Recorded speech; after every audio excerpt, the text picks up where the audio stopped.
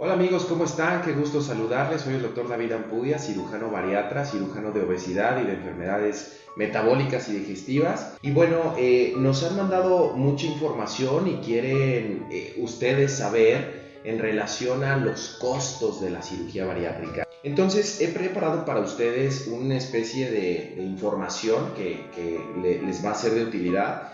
Y punto número uno, tenemos que considerar como dos grandes rasgos. Uno, antes de la cirugía y dos, después de la cirugía. Acuérdense que hemos hablado mucho de la preparación del paciente para la cirugía bariátrica. Entonces, acuérdense que necesitamos 4 especialistas, que estos ustedes ya los deben de tener en mente. Uno es el cirujano. Siempre deben de conocer a su cirujano, deben de saber, te tienen que explicar. Nosotros en la consulta ponemos fotos, ponemos videos, les enseñamos, les explicamos acerca de la cirugía y cómo es. Porque ustedes pacientes tienen que entender y tienen que saber qué me vas a hacer en el cuerpo. Si me vas a hacer una manga gástrica o me vas a hacer un bypass, cómo funciona, en qué consiste y desde luego qué riesgos o qué complicaciones puedan existir, que afortunadamente son muy poquitos. No podemos engañar a la gente tampoco ni decir que es un procedimiento que no tiene ninguna complicación, ni mucho menos, porque estaríamos mintiendo. El hecho de que tú te tomes una aspirina puede tener complicaciones, puede haber alergias, puede haber cositas así. Entonces es importante que tú conozcas a tu cirujano y que tu cirujano te explique paso a paso en qué consiste la cirugía y cómo te vamos a ayudar después de la cirugía. También te vas a conocer a nuestro médico internista. El médico internista o endocrinólogo es aquel que con los estudios de laboratorio que te vamos a hacer, porque te pedimos también estudios de sangre, te pedimos ultrasonido de tu hígado para ver que no tengas hígado graso, te pedimos ultrasonido en algunas ocasiones del corazón, cuando el paciente tiene un peso importante, hay un ultrasonido del corazón que se llama ecocardiograma, o pedimos también radiografías del pecho, pedimos pruebas de la tiroides. He tenido pacientes que tienen un sobrepeso importante y jamás en su vida se han hecho un estudio de la tiroides. Entonces es bien importante eso, que hagamos un análisis preoperatorio y junto con esos estudios, además de verlos el cirujano, los va a ver el médico internista.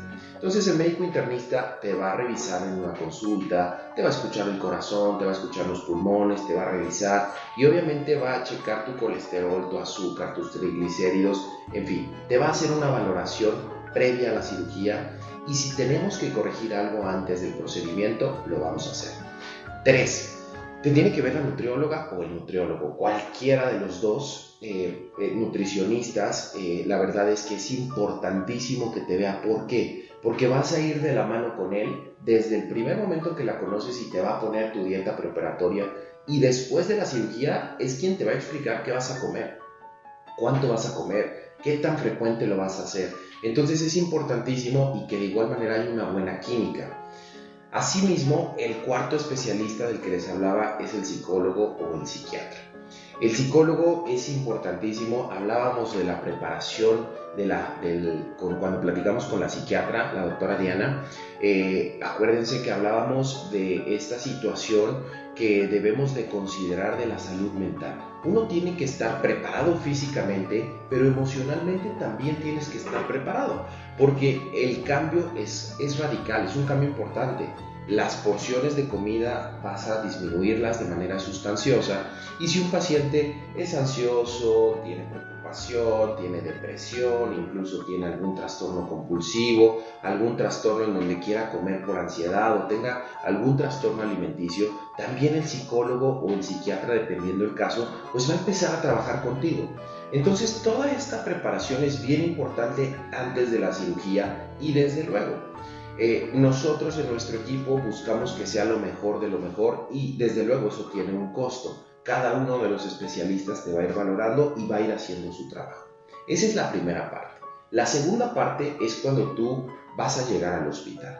Y definitivamente aquí es donde todo el mundo empieza a parar las orejitas y empieza a decir, bueno, ¿dónde me voy a operar y con quién me voy a operar?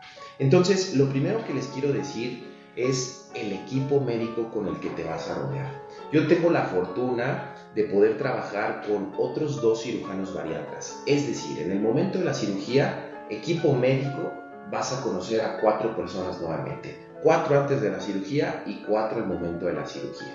Va a ser el cirujano principal y los 2 ayudantes de cirugía y a su vez el anestesiólogo.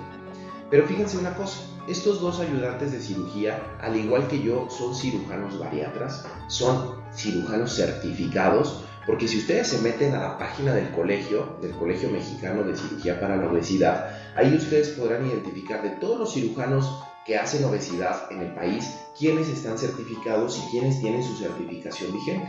Entonces, yo casi siempre trato de rodearme de un equipo del que yo considero es el mejor para como yo estoy trabajando. Entonces, llamo y convoco siempre a los cirujanos con ciertos perfiles y todo el tiempo estamos trabajando. Somos un equipo de tal manera que todos conocemos la cirugía, todos conocemos cuál es el siguiente paso, cómo le vamos a hacer, quién lleva la cámara, quién está ayudando, quién hace el grapeo, en fin, todo eso es bien importante porque definitivamente yo estoy convencido de que cuando tú empiezas a rodearte de las personas que tienen el mismo objetivo que tú, el desenlace y el objetivo final va a ser mucho más satisfactorio, que en este caso es que la cirugía quede muy bien. Eso desde el punto de vista de la cirugía. Pero hay una persona que te está cuidando cuando no estás de este lado del paciente, cuando estás operando en el abdomen, hay una persona que te está cuidando en la parte de atrás, que es el anestesiólogo. El anestesiólogo es una persona fundamental, es una persona bien importante porque mucha gente me lo ha dicho, doctor, yo no tengo miedo a la cirugía, pero tengo miedo a la anestesia. Entonces, el médico de anestesia debe de ser capaz de inducir la anestesia, es decir, que te empiezan a pasar los medicamentos por el suero, porque es una anestesia general, y te empiezas a quedar dormido. Entonces, él es el encargado de poner la música para que el paciente esté tranquilo, lo que quiera escuchar. Nos han pedido de todo tipo de música. Entonces, ponemos música, habitualmente están relajados, ponemos el aire acondicionado si hace calor, o ponemos una sabanita si hace una especie de frío. En fin, tratamos de cuidar eso y el anestesiólogo siempre está supervisando. Y al momento de pasarte los medicamentos, te vas a quedar dormido. Y en ese momento el anestesiólogo tiene que poner el tubo en tu garganta para que obviamente puedas respirar por la cirugía. Y después vas a estar conectado a una serie de máquinas, que es la máquina de anestesia, en donde vamos a monitorizar varias cosas: tu corazón, tu frecuencia respiratoria, tu presión arterial, en fin. Va a estar monitorizando el momento que dure la cirugía, todo el tiempo va a estar ahí.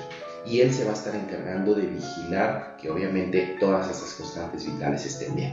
Te pone el suero, te pone los medicamentos, te ponen anestésicos para que no tengas molestia, te ponen analgésicos para que no tengas dolor, en fin.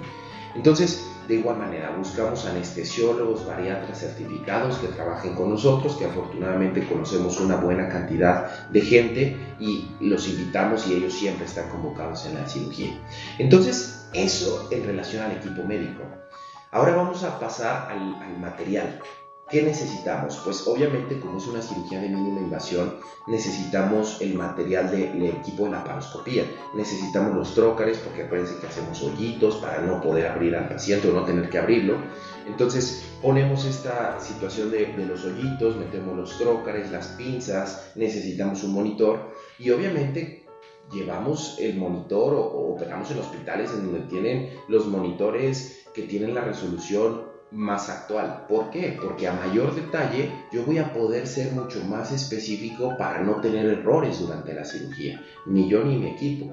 De tal manera que cuando estamos operando y estamos viendo el monitor, de repente si yo estoy viendo algo que se ve borroso o que quizás la imagen no está nítida, pues eso también va a repercutir en el resultado del paciente, ¿no? Y si yo me estoy dando cuenta de algo, pero mi asistente me dice, oye, ¿sabes qué? Aléjate de ahí, acércate, y el camarógrafo está del otro lado. En fin, es todo un equipo, pero necesitamos un buen equipo, digamos, de tecnología para poder hacer la cirugía. El bisturí eléctrico y, por ende, el equipo de grapeo.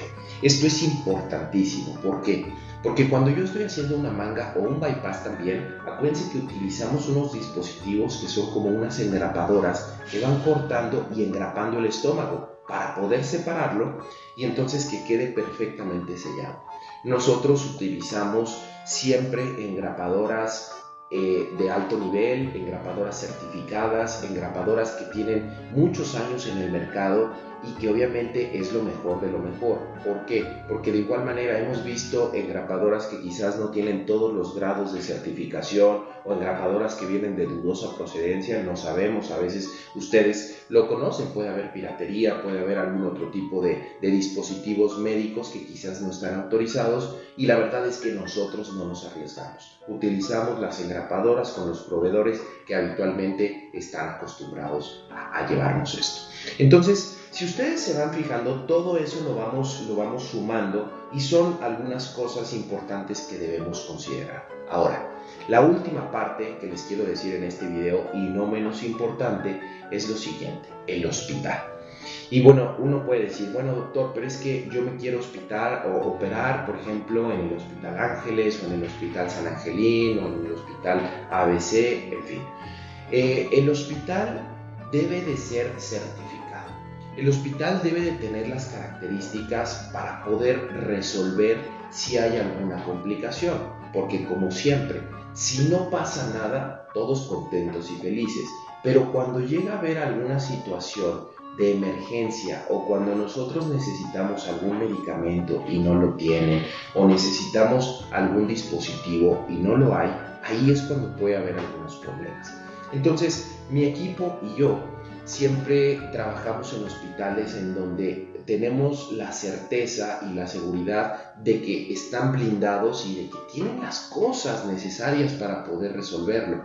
Por ejemplo, si el paciente está inconsciente, está sedado y está conectado a una máquina de anestesia, pues no se puede acabar el oxígeno. Y en algunas ocasiones en hospitales pequeñitos, en clínicas pequeñitas que quizás no tienen toda la infraestructura o la capacidad de resolver esas complicaciones, pues eventualmente puede poner en riesgo la vida del paciente. Entonces ahí es cuando empezamos a ver que ese tipo de cosas pues no deben de ser. Por ende, nosotros buscamos siempre hospitales completos que tengan un área de urgencias, que tengan un servicio de laboratorio, que tengan un área de terapia intensiva por si se llega a ocupar, que afortunadamente no lo hemos ocupado, o ha sido muy pocas veces el hecho de que nosotros hemos utilizado algunas de estas cosas, pero es mejor tenerlo y no usarlo a no tenerlo.